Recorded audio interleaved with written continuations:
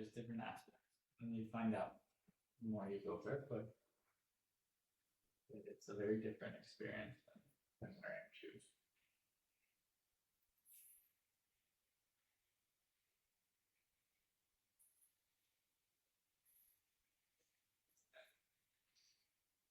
One, you're much more aware of what's going on with your feet and what's you're stepping on. More aware that if you step on a rock, it hurts. If you step on a thorn, it hurts a lot more. Aware of the experience of the pressure on your feet. And so it makes you more, it draws you back to the present moment. This is one of the benefits of pain in general. When you're in pain, any form, pain of the body, it brings you back to your present experience, so what's going on in the body.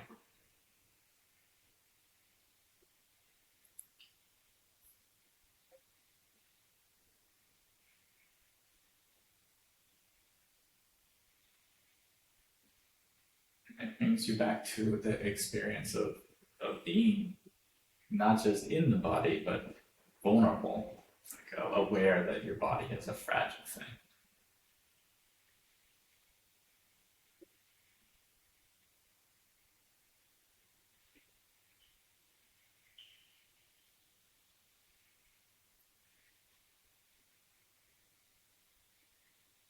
Or that even like just a pebble can lead to a lot of pain.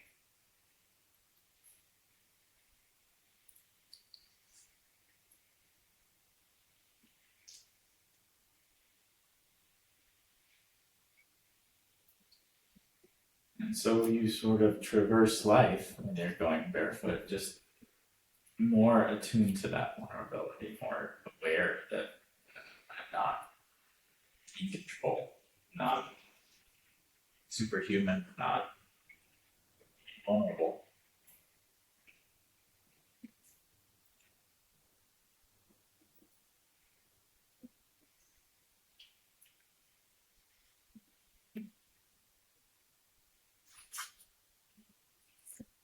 And so when the mind tends to go to thought, desire, to be fixated on where I'm trying to go, what I would like to get to, and it loses track of what's going on in oneself, it loses track of where I'm stepping, then a lot of times you end up stepping on something that ends up putting you back into pain.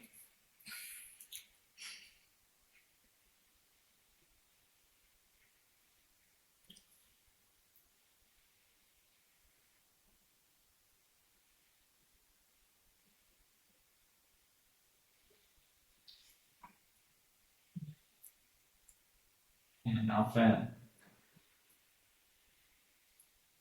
in the city, those are the things that rocks and things that cause you pain are sort of byproducts of the city development. But in the forest, most commonly the things that are making the experience of walking on them painful are the destruction of a living being. Start treading over on an anthill, it could be too long before that means that you know about it.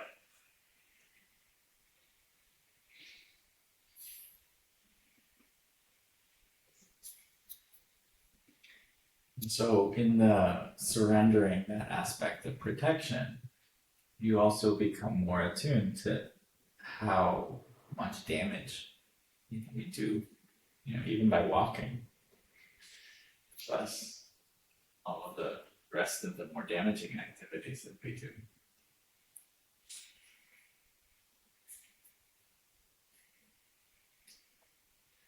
And so it puts you attuned to not just what's going on in yourself, but also hidden that pain and that relationship and the direct contact also put you more in touch with the environment around you.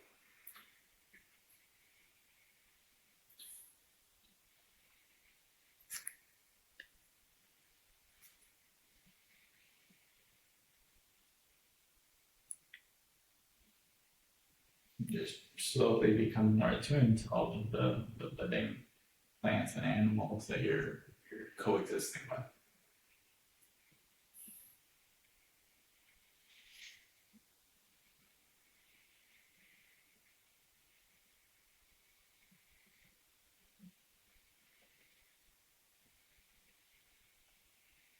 And the damage that comes from being somewhat oblivious to the least damage to that.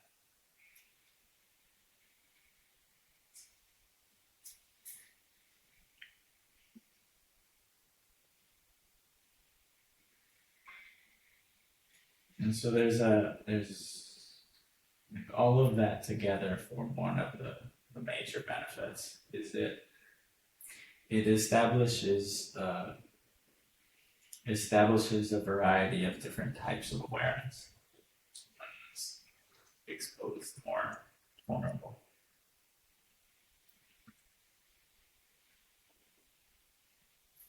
You're aware of your direct experience. You're aware of the fragility and vulnerability of the body. And you're aware of the environment that you're coexisting with.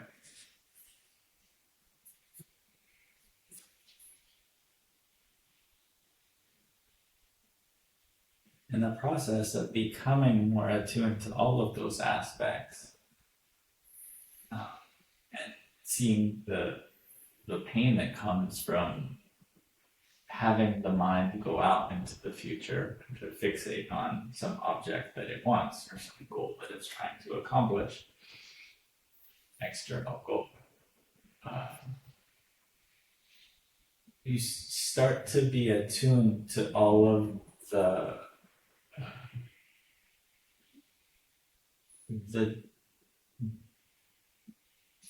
damage that we're doing and we've insulated ourselves from. More, when shoes on the feet are just a particularly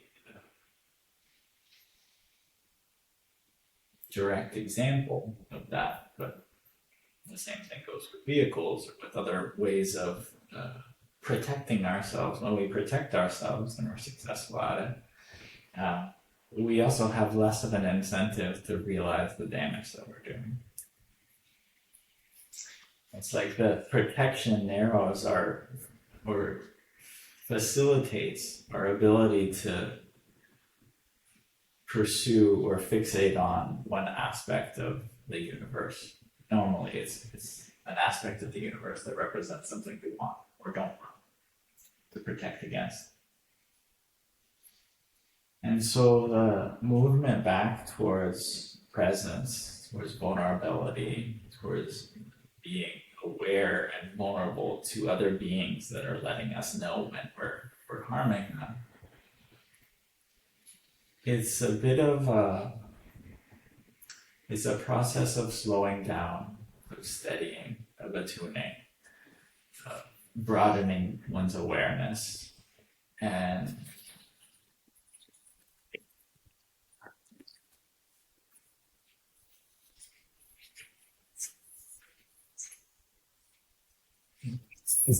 coming back into contact with the pace and rhythm and experience of nature.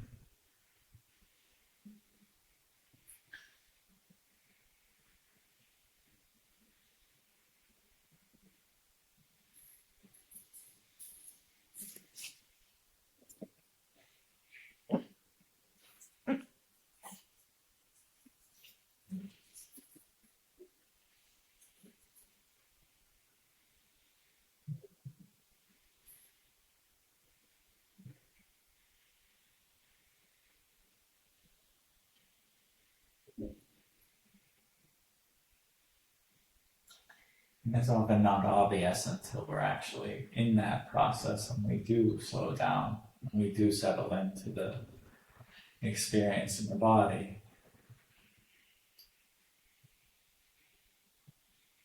The vulnerability of our body.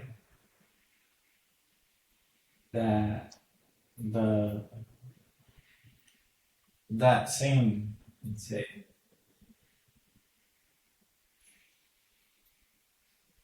a default of modern developed societies is moving towards more efficiency, doing things faster and achieving things faster. And in so doing, we've sort of moved beyond what would be more human and I say natural rhythms as in the pace at which nature exists. So we've taken whatever the natural human pace for work is and tried to speed it up to accomplish some external goal faster.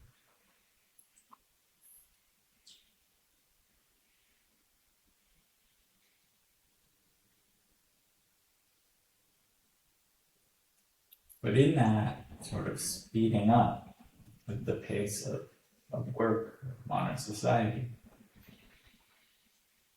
it's also moving us out of the pace of balanced and wholesome states or calm. Like it's moved us beyond our natural rhythm of awareness.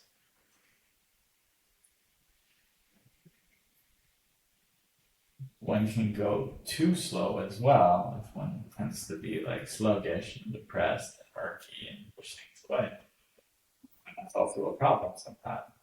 In which case you need to speed up the energy, but the dominant in developed societies, the sort of richer communities is that the pace has been more agitated, more faster than the natural pace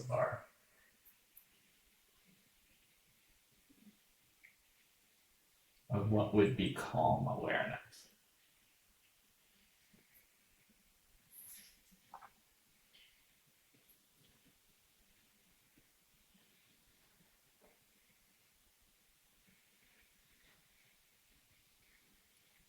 And so walking barefoot can be kind of a check on, are we moving too fast? Are we moving so fast that we're losing awareness of where we're stepping? Of course people can walk quickly with bare feet, but it's a sort of a check on awareness. If you don't watch where you're stepping, sooner or later you're going to be stepping on something that hurts.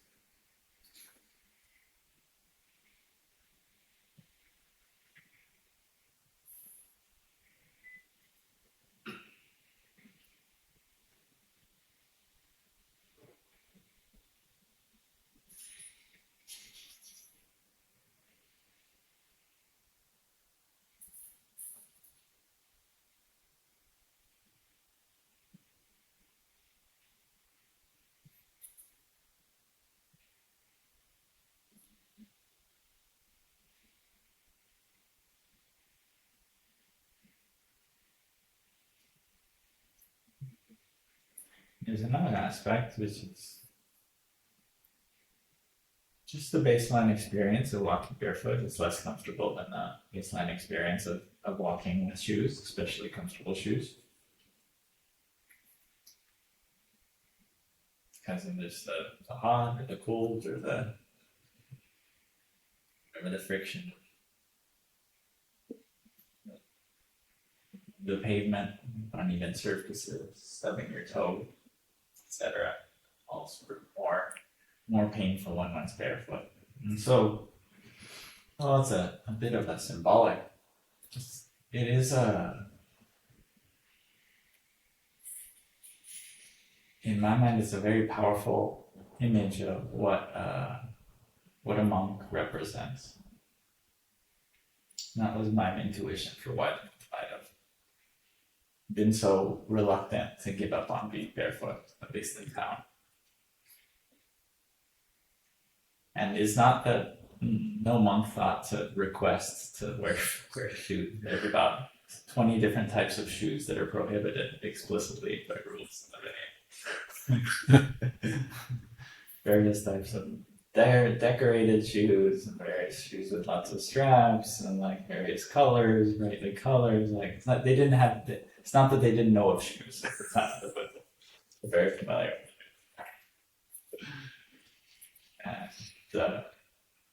And the Buddha consistently is like that. He actually did allow shoes and for the urinal and for the bathrooms, but those were the only exceptions. I think there were 3 exceptions: urinal shoes, bathroom shoes, and there was one more.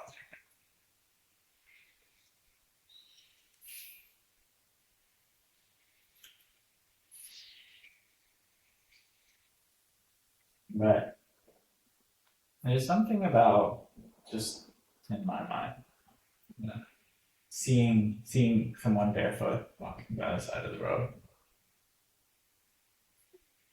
where it's not just they're going about their own discomfort. They're also, it's not just they're vulnerable in that they're stepping on things that might harm them. They also look vulnerable. Like it triggers something in the human psyche of like, oh, that's somebody that's vulnerable. That could be stepping on something that might harm them.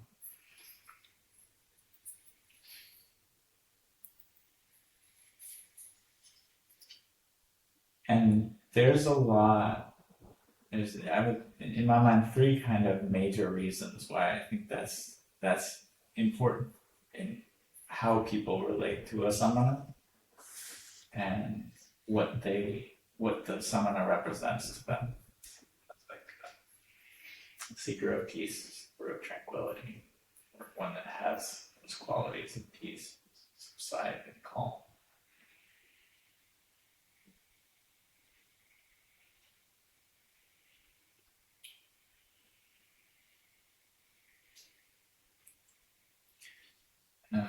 One I think is very useful for society to recognize about a samana is that normally in the way of the world, the way of householders, is they seek out comforts of the world, seek out distractions of the world, the things that make them feel good, seek out protection, they seek out entertainment, seek out things that make them feel good, and they avoid and go to a great deal to protect themselves from things that feel bad, worldly things that feel bad.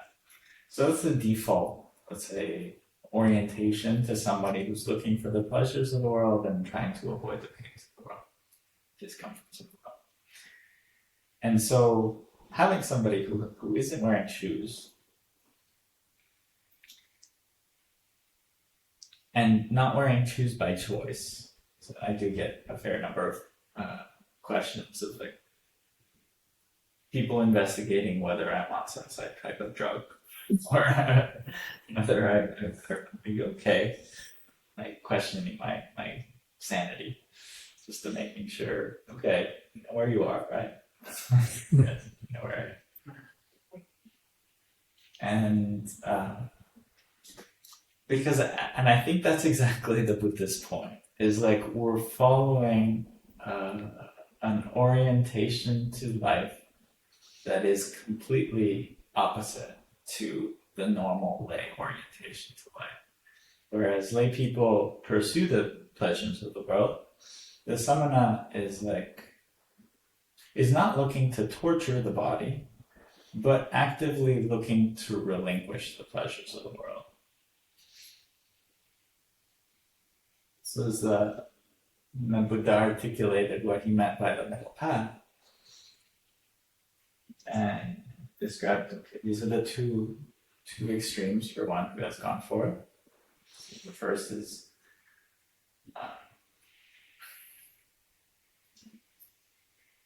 is wearing oneself down, harming oneself, dedication to harming oneself. And the second is a pursuit of sensuality, the pleasure of sensuality.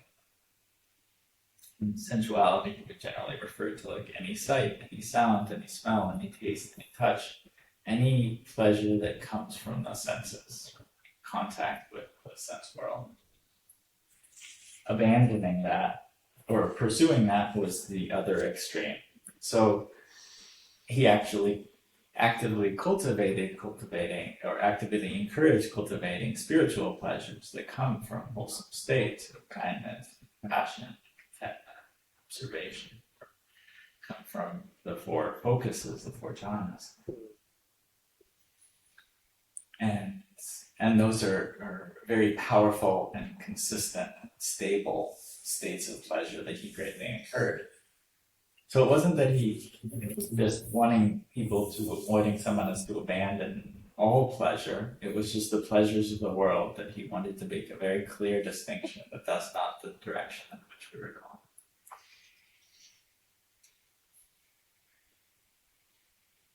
And actually the entry point to the first jhana is through abandoning sensuality, abandoning unwholesome states. That's the way at which one enters the first jhana. It's the defining feature of the first jhana, is it's not characterized by those things. It's a focused state, but it's a focused state based in the relinquishment of sense pleasure. The mind is not going out at all to any sense of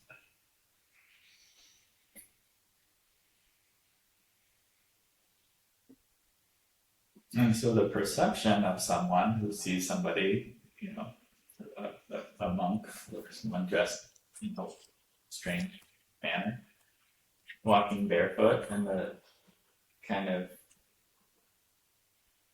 the immediate assumption of like, this person must be crazy. Because they're not familiar with the approach of a samana, is almost the natural first reaction for somebody that isn't familiar with renunciates. Because the only reason why a normal layperson would be renouncing even the barest of comforts, of flip-flops, and be walking at 7 o'clock in the morning with a pot would be, this is obviously somebody that's crazy or on some sort of mind-altering substance. And so I think that the Buddha was consciously wanting to induce that cognitive dissonance of like, this doesn't make any sense. According to the normal approach to lay life. And it's important for people to have that. This doesn't make any sense, and let that sit. And some people will write it off.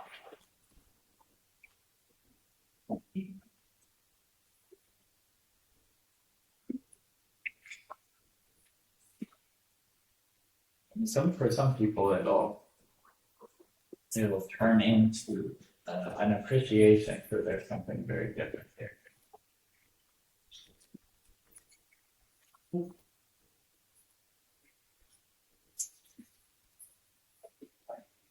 Especially when one starts to appreciate what's going on. This isn't somebody that's insane. This is somebody that seems very sane, content, happy.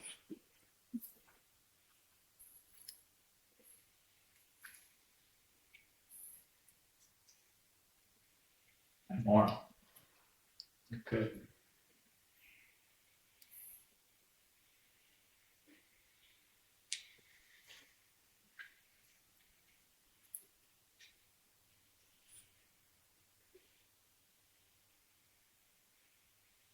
There's the aspect that a renunciate is really supposed to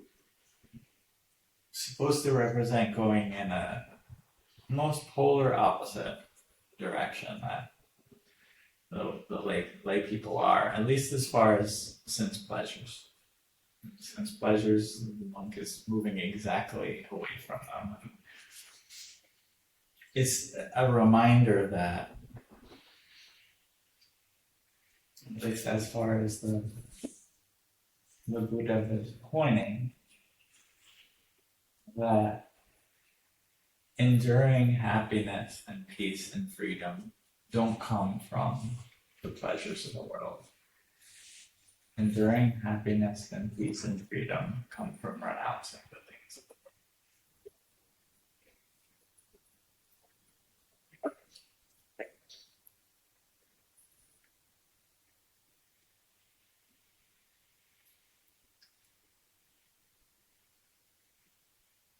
And for the most part, most people relate much better to examples than they do to ideas. So the Buddha can say over and over and over and over and over again, right intention, right resolution is renunciation on hostility, cruelty.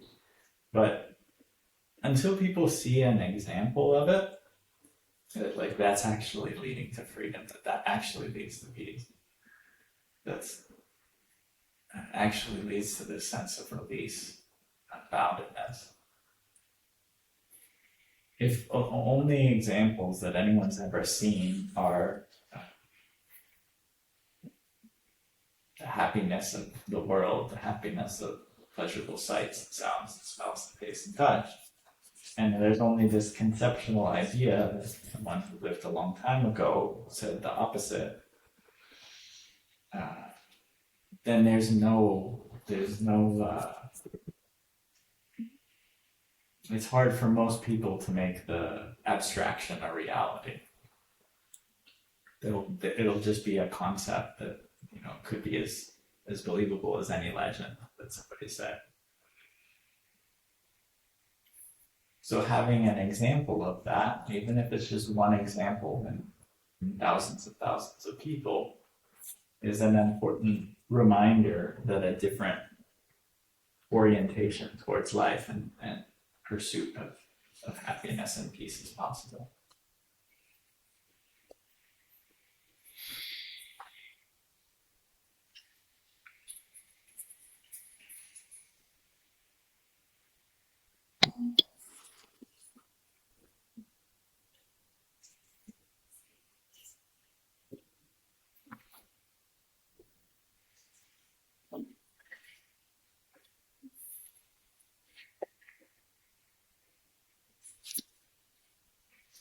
Another reason why going barefoot and existing in that way in a society is important and useful. It's because it is usually the poorest of the poor that are so poor that they don't even have shoes. And the teaching and the example is really intended to be for everyone. It's not intended to be just for the rich, the comfortable. Yes. And also on the monastic side, it's supposed to be an exercise in humility. It's not as much as the faithful people might pay respects and put them in regard. The Buddha constantly had us going back into society where we would be exposed to insults, to praise, the whole range of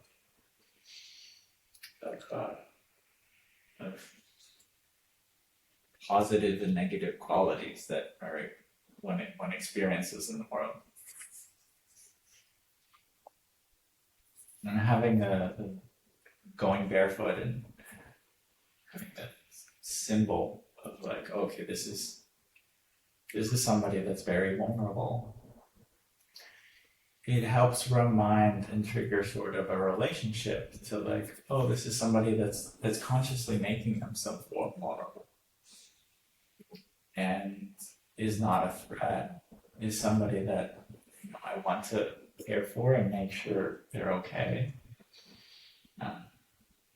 is accessible to even the poorest people, because it doesn't feel like they're living a high class life, they're living a comfortable life. So in practice, a lot of times, and especially modern society, like homeless people are some of the most frequent interactions that I have, because a lot of times they have time, they have curiosity, and you're accessible because you're obviously not you're not rich, or you're not at least insulated by the comforts of society. You have nothing to steal. Sometimes people ask me if I'm scared or tell me to watch out and be careful, but say almost never. I can't say, yeah, maybe never, at least in these last few years, have I actually felt scared of sleeping alone on my own. Because generally, if somebody's attacking someone, it's usually because either you've done something to them or you have something that they want to steal. And the monk doesn't do anything to anybody, contrary to this, be very kind and compassionate to whoever approaches. And there's nothing there to steal. Okay. Oops. The most valuable thing I have resale value is a bowl, which is that isn't very valuable. And so there's just no reason for someone who's seeking harm or has ill intent to seek out a monk to harm. And so there's this whole experience of like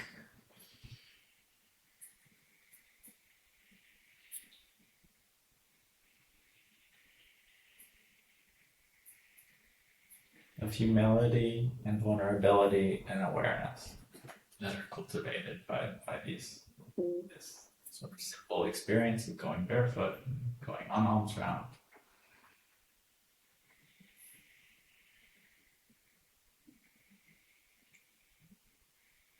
And even those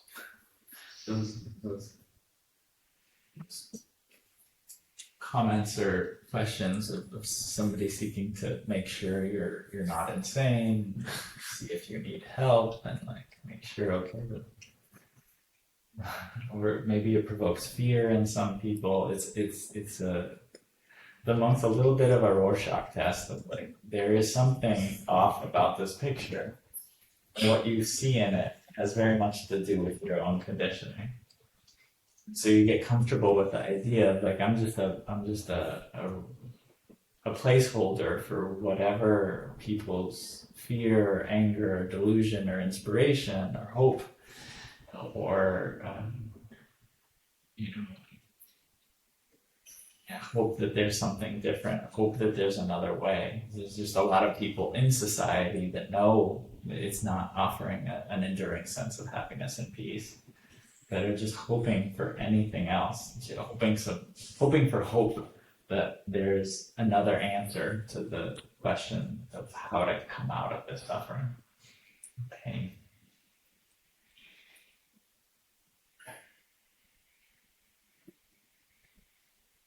So while there are limits, like the Buddha didn't want us to look completely, he wanted us to look humble and simple, but also distinguishable as samanas, as we're not following the ways of the world, we're doing something very different.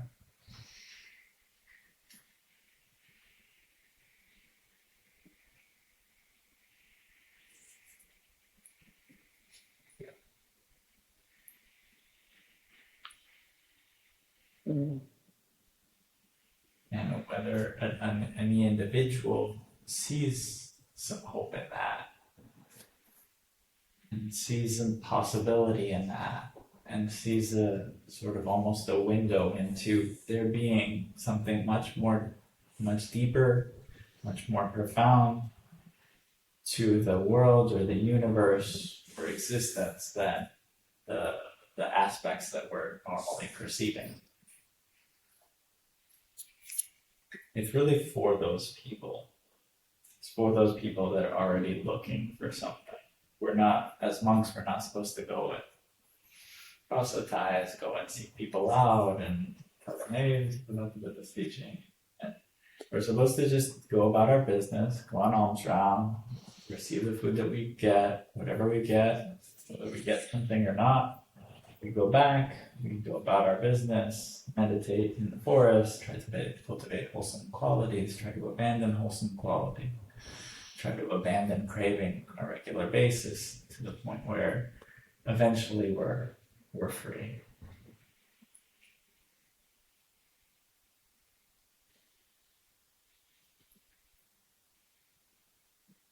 And to cultivate that contentment inside ourselves that comes from the consistent cultivation of wholesome qualities.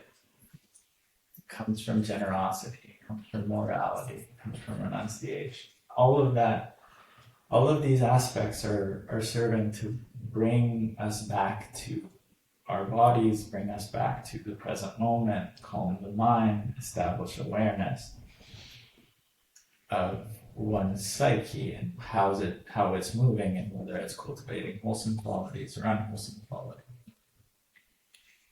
So it's like a steadily turning inward and establishing a stability inside.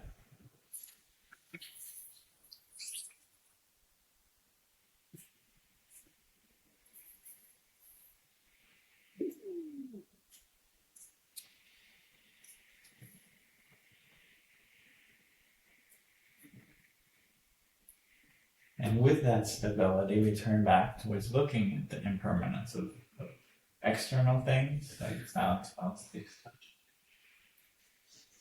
but also of our own existence and our own craving for survival, for existence, for being, becoming.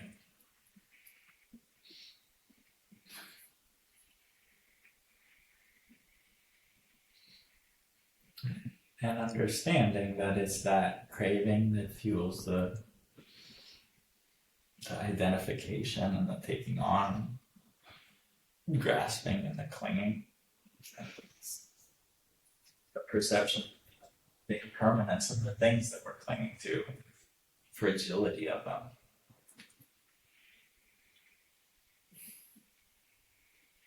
And a lot of times where he would start, where the Buddha would start with monks and nuns and lay for whole life, is looking at the impermanence of the body. It's the coarsest aspect that we identify with. And look at, this isn't going to last very long. It's going to last for a while. It'll pass away. The more tightly we grasp onto it, the more painful the separation is going to be, and the more we're fueling the picking up of another one, fueling another death. State keeps in the cycle of birth and death.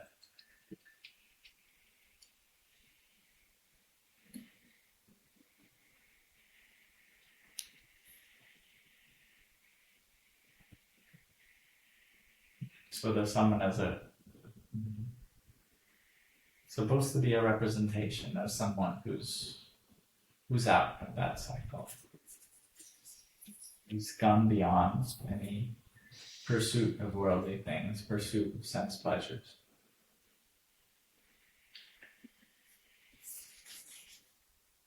Gone beyond even the hanging on to one's own body, so physical existence.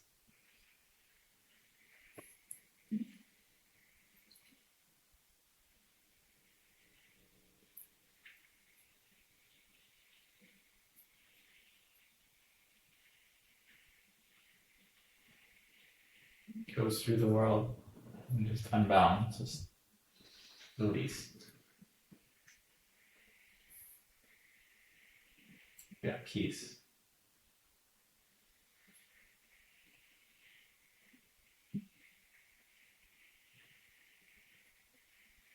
And the first step of that release is is releasing the coarsest things, the sights, the sounds, the smells, the tastes, the touch, moving away from that, the conscious choosing, like all of the things of the world, all of the material things, sense experience, other people and whatever they think about us. All of that's not even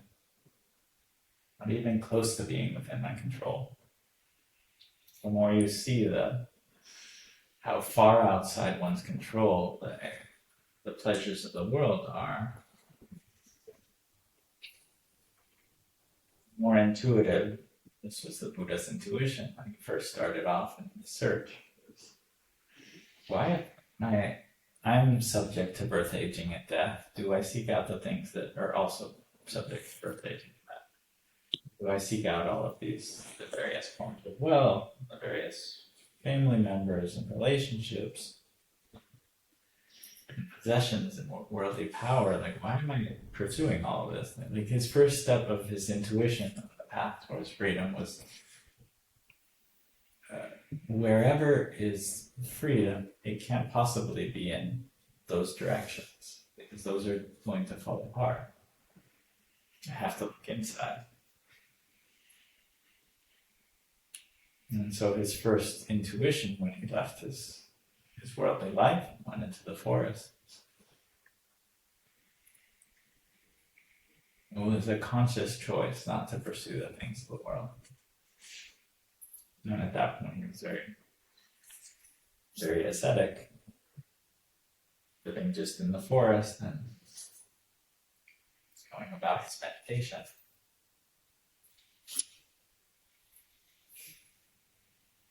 Pursuing all sorts of experiments in the spiritual life. Trying to be very ascetic and going through all sorts of asceticisms. Going days and days without food, and so much so that he couldn't even stand up or kneel or crouch down, just fall over. Then eventually he learned, okay, he had experienced much earlier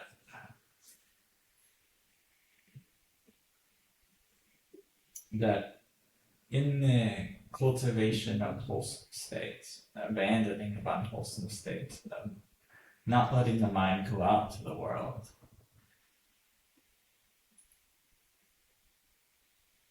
that he could cultivate a contentment that he had experienced far earlier. And from that contentment, the contentment that came from abandoning sensuality, that came from constantly moving away from pursuing the things of the world and towards drawing inwards.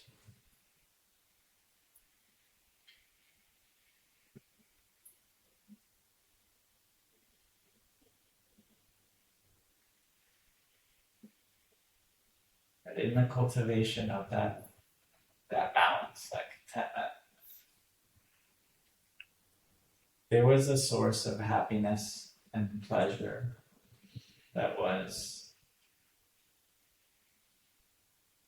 also still and also clear in the sense of awareness.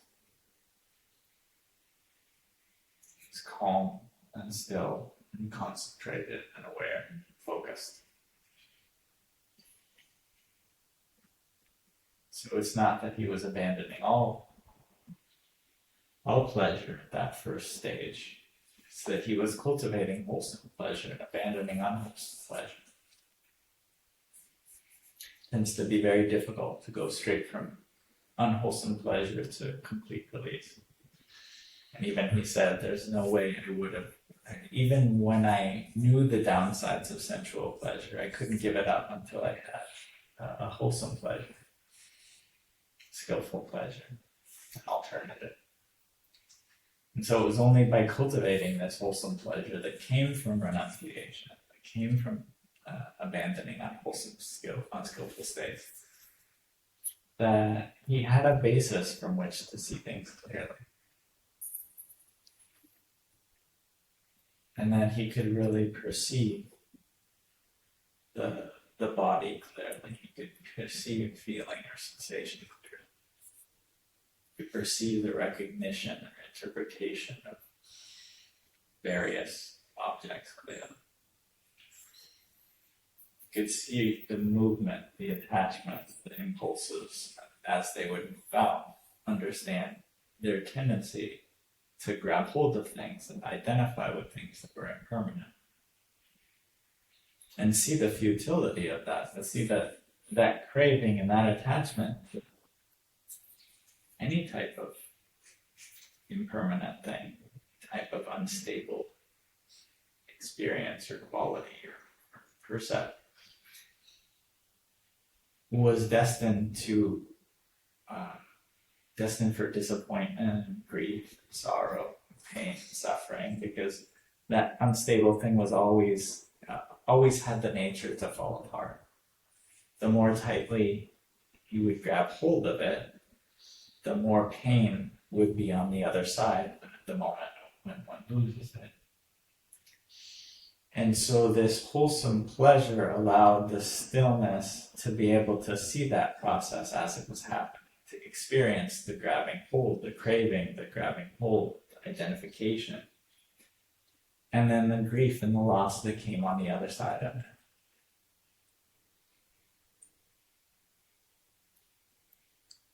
And to see that whole process and internalize it and understand, eventually connect the dots that good craving is what's tying me to this pain. It's tying me to the emotional pain of losing something I'm identified with, but also to the physical pain of binding me to a body which is born, age, die. And then the pain of separation from that.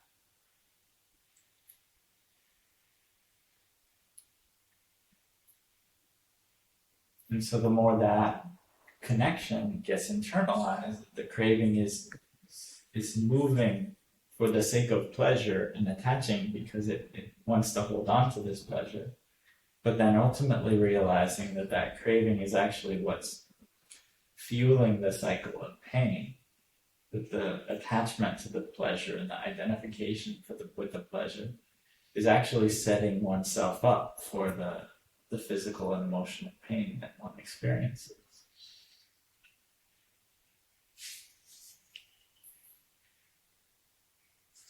That becomes the knowledge that ultimately leads him towards transcendence, towards freedom, towards extinguishing the fire.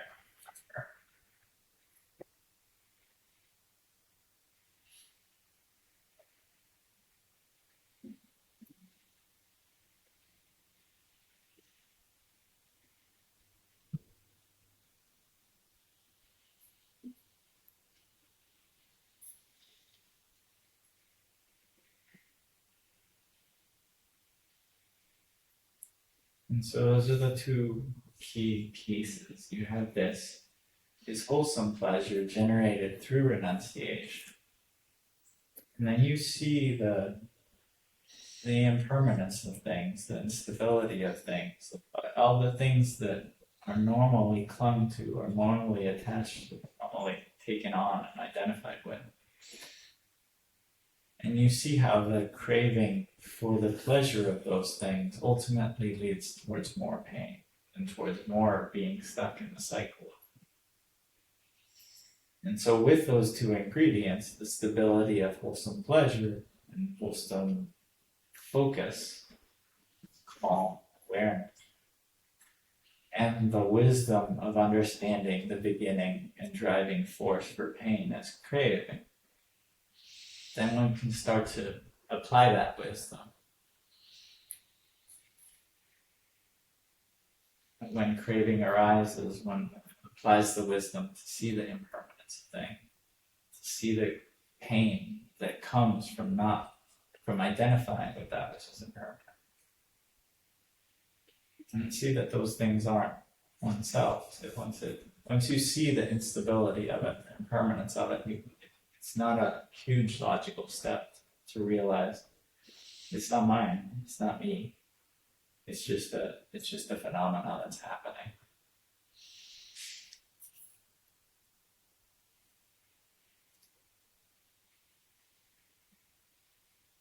And so the bit by bit, the craving gets worn down as it sees like, oh, I'm looking for pleasure, but this is leading me to pain. I'm looking for pleasure, this is leading me to pain. I'm trying to hold on to this thing of the world that it doesn't have that quality, that it can't be sustained. I'm just setting myself for more disappointment and grief, as well as all the complication that comes from. And it's the same thing with these internal states, or even sensation, or recognition, or attachments, movements, impulses, or bare perception. Like all of these different aspects of temporary experience, they all have the quality of stability, permanence, pain, not self. These are all just things that are happening, they're not me.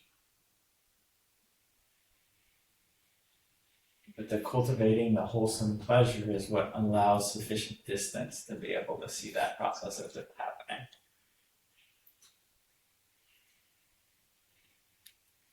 And release. It's like you have a basis for release. Initially,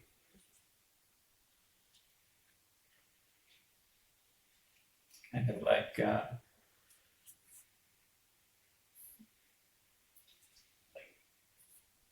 trying to move a rug that you're standing on. You can't move it because you're attached to it. But once you're standing off on the side of the rug, on the floor, then you can thrive. So similarly with this whole basis of, let's say, focus and stability that comes from renunciation. As long as you're being thrown around by the desires for the world and you're wrapped up with the things of the world, then you don't have a basis from which to release the things of the world. Once you have a steady, calm, aware, still, unified focus inside oneself, psyche, one's conscious mind is unified and concentrated, then it has a basis from which to release the things of the world, release the movements of craving.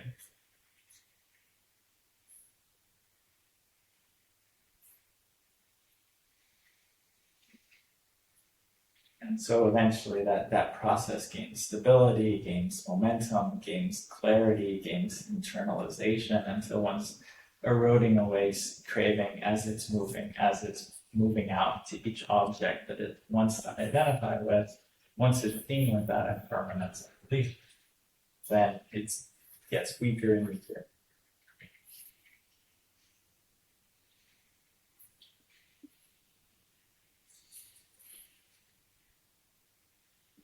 And eventually, as the Buddha promised us, is that there is a point where craving runs out, wisdom is permanent, it's internalized completely. One can't go back to ignorance again. And then one's unbound, and not just unbound, but stably unbound, shakably unbound, shakably free from all of the delusion that would make us want to grab hold of impermanent things again.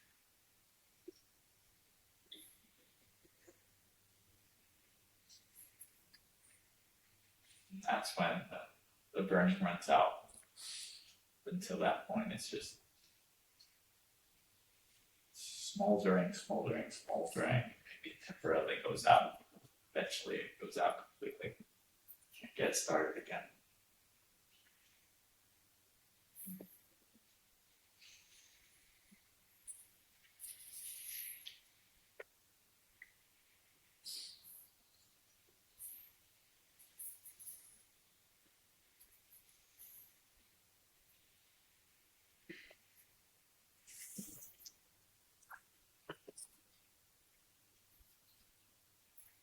Yeah, I'll leave it there.